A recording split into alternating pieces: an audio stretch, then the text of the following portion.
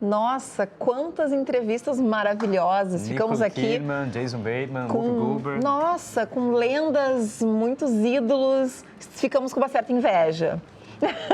E admiração, obviamente, por esta correspondente que vai conversar com a gente agora. Tudo bem, Miriam? Seja bem-vinda à Janela de Octo. Um prazer conversar contigo. Tudo bem? Um prazer estar aqui conversando com vocês no meu dia de folga do festival. Olha, pois é, tá no meio da função, né? Pô, muito obrigada por abrir esse espacinho na tua agenda nesse dia agitado. Conta pra gente, então, como é que tá essa efervescência aí agora, super factual desse evento? Ele não acabou ainda, ele vai até o dia 24, né? Vai até o dia 24, termina dia 24, então agora é o último final de semana, que é quando vai ter o fechamento. Então tem muitas coisas interessantes que estão acontecendo agora. O festival é realmente super legal de participar, a gente consegue conversar com pessoas que normalmente a gente não teria acesso, né? Então, por isso que consegui falar com Nicole Kidman, Whoopi Goldberg, entre vários outros aí que vocês mostraram. Realmente pessoas lendárias. Não, e é interessante que tu vê uns atores que são super famosos, conhecidos, que atuam muito, mas atuando de outra forma, né? Como na fala da Nicole Kidman, ela falando que dirigiu, produziu, enfim, eles conseguem experimentar outros produtos, outras formas de trabalho e tem uma liberdade ali para estar conversando contigo, né? Poder expressar um pouco desse processo. Então, como é um festival de cinema, é um público muito específico. Até a imprensa que está lá cobrindo é uma imprensa específica de cultura e entretenimento. Então, o que acontece? Quem começou esse festival foi o Robert De Niro. E isso acabou abrindo um espaço para os grandes nomes de Hollywood terem exatamente isso que tu falou, que é experimentar. Então, por exemplo, a Nicole Kidman sempre foi conhecida como atriz, mas nunca tinha produzido. Então, esse festival, ele é um meio, é um espaço que ela consegue produzir. Por exemplo, a Katie Holmes, ano passado, estreou o primeiro filme dela como diretora. E agora, ela também estreou o segundo filme como diretora, que agora foi um longa-metragem, ano passado tinha sido um curta. E esse ano ela conseguiu, além de dirigir, estrelar no próprio filme. Então é interessante ver eles curtindo esses outros lados do cinema. Não, muito interessante. Pode falar. E eles também dão uma visibilidade para produções independentes que rolam no festival também, não? Exatamente. Na verdade, o festival, nenhum grande estúdio participa, né? São produções independentes. Esses filmes, eles podem eventualmente ser distribuídos por grandes estúdios, mas a produção em si é uma produção relativamente barata, comparado com o custo de Hollywood normal, e abre também para filmes do mundo inteiro virem participar. Esse ano teve, acho que, três ou dois filmes brasileiros participando do festival. Um deles se chama Califórnia, que é um longa-metragem, e o outro é um filme que é brasileiro, é americano e brasileiro, sobre a história do Pelé, que até vai ter esse sábado, vai ser um dos principais filmes do festival. Miriam, eu te confesso que eu particularmente fiquei aqui muito emocionada te vendo falar com a Viola Davis, mulher maravilhosa, empoderada, que fez aquele discurso maravilhoso em relação às atrizes negras, né, ano passado na premiação do Emmy, né? E eu queria saber de ti, assim, como mulher, como brasileira, que saiu aqui do país, onde tem um cenário de cinema em que as mulheres são também especiais, têm papéis maravilhosos, mas as atrizes de Hollywood já têm algum tempo tendo um empoderamento, né? Algumas atrizes já questionam os salários, já questionam atrizes que saíram de grandes filmes. Agora, desculpa, me fugiram alguns nomes. Uma das atrizes de Harry Potter já questionou, de grandes produções. Emma Watson. A Emma Watson, obrigada. Então, como é que é essa percepção do papel da mulher no cinema norte-americano com mais empoderamento e mais dona, assim, do seu trabalho? Então, é muito interessante a gente ver isso, porque são duas indústrias muito diferentes, né? A indústria cinematográfica do Brasil, ela é muito pequena comparada à indústria cinematográfica dos Estados Unidos. Tanto em questão de salários, em questão de produções, as produções do Brasil ainda são muito mais baratas. Então, o que acontece? Aqui nos Estados Unidos, elas acabam tendo uma liberdade maior de expressar a opinião política delas. É muito interessante tu ter essa oportunidade de conversar. A Nicole Kidman, inclusive, na entrevista, ela comentou muito sobre isso. Ela, como mulher, está trabalhando como produtora, para ela era algo muito importante. A Viola Davis, a Whoopi Goldberg foram extremamente importantes na história dos afrodescendentes que trabalham no cinema americano. E ontem mesmo eu conversei com a Oprah, então, que Meu ela Deus! é a maior spokesperson, né, a garota propaganda. Segura essa, né? Conversou com a Oprah, de só isso. De salário, de etnias, etc. Então, Muito bom. é muito legal a gente ter essa possibilidade de ter uma troca com essas pessoas e conversar e entender um pouquinho mais do mundo delas, que é muito diferente ainda do nosso. Eu acho que a gente está nessa batalha, a gente tem muito espaço e vamos eventualmente chegar lá, mas é interessante estar aqui perto. Vai lá. Não, e maravilhoso também que o Tribeca mostra o poder que a arte tem de conseguir transformar uma situação catastrófica, né, que marcou o mundo todo, em cultura, em troca de conhecimento, né, aproveitar a reflexão da dor para virar conhecimento, enfim, virar transformação, né, porque a dor pela dor acaba não servindo para nada, né, então já que sofremos aquilo, né, o ataque de 11 de setembro, que vire transformação de alguma maneira. O Tribeca é uma delas, né, Miriam?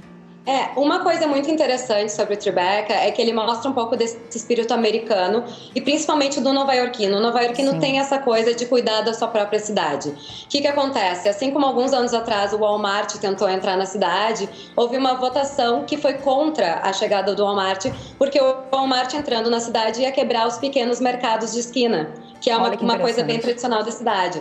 Então, o que aconteceu? O Tribeca, na verdade, foi a junção de um ator que é milionário, com um produtor que é milionário, com outro, como é que a gente fala? Real estate developer, né? Que é construtor, também milionário, que eles resolveram, vamos juntar o nosso dinheiro, um pouco do nosso dinheiro, e fazer a cidade melhor, porque a gente vai ficar bem com isso e a cidade também vai ter muito a ganhar. Então, hoje o Tribeca é um dos bairros mais caros para morar, é um dos bairros mais agradáveis para morar e tem muitos restaurantes, para passear, é um bairro muito agradável. Então, a gente não vai lá só para o festival de cinema, mas tu acaba indo pro bairro para aproveitar tudo que o bairro tem a oferecer. E muito disso veio da atenção e do dinheiro que foi trazido para o Festival de Cinema. E também descentraliza assim, o polo industrial cinematográfico que é Los Angeles para Nova York também, tem essa vantagem, né? Sim, dois dos maiores festivais de cinema dos Estados Unidos, acho que os dois maiores festivais de cinema, um é o Sundance, que quem começou foi o Robert Redford, e o outro é o Tribeca Film Festival. Então, na verdade, Los Angeles tem as premiações de cinema, é onde os grandes estúdios estão, mas o cinema ele tá um pouquinho menos centralizado. Por quê? Nova York é uma cidade cinematográfica, as pessoas vêm para cá filmar. Então, muitas produções são feitas. A maior parte dos filmes independentes dos Estados Unidos vem de Nova York também. Tem muito cineasta independente aqui. E hoje em dia, tu tem pós-produção no Canadá, no meio da Califórnia, perto do Vale do Silício. Então, essa indústria, ela tá, apesar de principalmente estar em Los Angeles hoje, ela tá começando a se descentralizar, ela tá começando a se espalhar. O próprio Sundance, que eu comentei até pouco tempo atrás, ele tem um sistema de workshop. Então, os cineastas que têm um projeto legal, ou até pessoas que estão escrevendo peças, tem muitas peças de teatro que começam no Sundance. Então, eles vão para lá, no meio de Utah, trabalhar em cima de cinema. Então é interessante ver esses vários projetos, além de Los Angeles, que acontecem nos Estados Unidos. E tu que mora bastante tempo em Nova York deve perceber essa quantidade de produções na cidade, né? Volta e meia, vira esquina, tem uma rua fechada. Volta e meia tem um ator passando, quando vê tem a câmera do lado. Enfim, deve ser bem interessante. Tu convive com isso, né, Miriam? Exatamente. Eu moro no Upper East Side, então na época que filmavam Gossip Girl, eu tava sempre aqui. Onde eu passava tinha alguém filmando alguma coisa.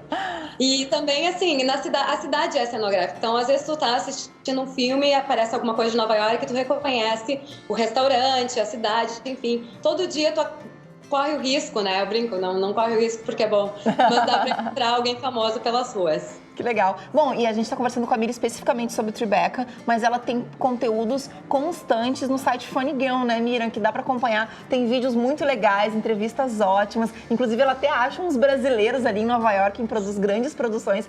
Troca uma ideia, conversa. Isso é bem legal. Fala um pouco desse trabalho, dessas produções pro Funny Girl, Miriam. Então, o Funny Girl, ele, na verdade, virou um site de entretenimento e cultura. Eu amo teatro musical, amo a Broadway, sempre gostei disso, acabei vindo para cá muito por causa disso. E então eu achei uma forma interessante de conhecer um pouco mais, até da minha própria curiosidade. E consigo entrevistar muitos atores, vê muitas produções de perto, e lá a gente escreve um pouco desse conteúdo. E os brasileiros, claro, é sempre muito legal a gente encontrar algum brasileiro que está aqui, sendo um bom exemplo do nosso país para cá, né? Eu acho que a gente, às vezes, tem uma imagem tão negativa no exterior, com algumas coisas que até se compreende. Então, é muito bom quando a gente tem alguém que mostra um bom exemplo, que mostra que o brasileiro é trabalhador, que ele, quando faz alguma coisa, é para fazer direito, e que tem muito talento, principalmente musical e de arte, né? Não te dá uma saudade de dançar, Miriam? Olha, não dá saudade porque eu ainda danço. Eu tô Ai, que maravilha! Mas eu ainda faço aula de dança, aula de canto, aula de teatro, faço tudo. Tô sempre perto dos palcos, né? E a gente estava conversando aqui, preparando a conversa contigo, e a gente viu que tu, na verdade, a tua formação é administração, né? E foi esse amor por Nova York que fez tu mudar a tua área, ou não? Aqui mesmo no Brasil tu já tinha mudado, já estava em contato com a arte? Eu sempre tive contato com a arte, desde pequena. Eu dancei balé desde os 5 anos, eu faço aula de canto teatro musical, ópera, jazz desde os 14. Então, apesar de ter estudado administração, que é algo bem das exatas, eu sempre tive essa veia artística. E eu também trabalho com coaching. Na verdade, o que me trouxe para Nova York foi o trabalho em administração e coaching, e acabei ficando por essa outra área que é cultural, de comunicação e tal. Então, o amor por Nova York veio muito do teatro, não vou mentir. Não foi as propagandas de marketing, etc., que me fizeram me mudar para cá. Mas eu acho que o que me trouxe para cá inicialmente foi o trabalho em coaching. Ótimo. E, Miriam, como é que é? Eu comentei com tu, pedi para tu comentares sobre a rotina de gravações de cinema, né, nas ruas de Nova York, mas a produção cultural, como tu mesmo disse em algum momento, os teatros, né, os musicais, né, enfim, que agora aqui no Brasil a gente começou a ter mais, ainda bem, né, mais produções. Inclusive a gente tem até o musical de Elisa aqui esse final de semana em Porto Alegre. Os gaúchos estão amando esse retorno de Elisa aqui o retorno do espetáculo de Elisa aqui em Porto Alegre. Como é que é essa outra produção cultural aí, além do cinema? Bom, essa é a área que eu entendo mais, então se eu falar demais, vocês têm que me cortar, tá? Ok, pode deixar. O que acontece? Ao contrário, o Brasil acho que faz 4 shows por semana, vai de quinta-feira a domingo. Nos Estados Unidos são 8 shows por semana, então é uma rotina bem intensa. Nossa. Tem 2 shows no sábado, 2 shows na quarta-feira. E alguns shows, principalmente os da Disney, fazem 2 shows no domingo. Então, geralmente, o dia de folga que a gente fala, que é quando a Broadway está escura, é na segunda-feira à noite. Hoje em dia, isso já está mudando um pouco, porque os produtores se deram conta que tem algum show que não vai estar aberto segunda-feira, mas tem público para segunda-feira. Então, isso muda um pouco. A gente vê também elencos muito bem preparados, que sabem cantar muito bem, que sabem dançar muito bem, sabem atuar muito bem. Isso é muito legal de assistir, porque tu vê um trabalho realmente muito bem colocado, né? Sim. Essa área eu acompanho bastante. O Brasil agora está com muito musical. Aliás, é uma área que no Brasil está crescendo desde 2001, 2002. E cada vez mais eu acho que a gente vai ver produções maiores no Brasil. Muito legal. Bom, a Miriam é um guia de musicais e produções culturais de Porto Alegre, de Nova York. Nova York. Maravilhoso. Miriam, muito obrigada pela participação. Segue o trabalho aí, boa sorte. A gente espera receber mais informações tuas, por favor, aí de Nova York. Parabéns. Com certeza, quando quiserem. É um prazer falar com vocês. Obrigada, até a próxima. Beijo, boa noite. Boa noite.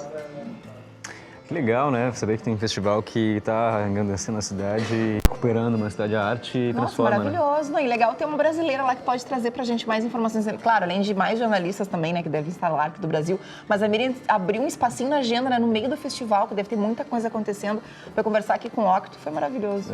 É isso aí.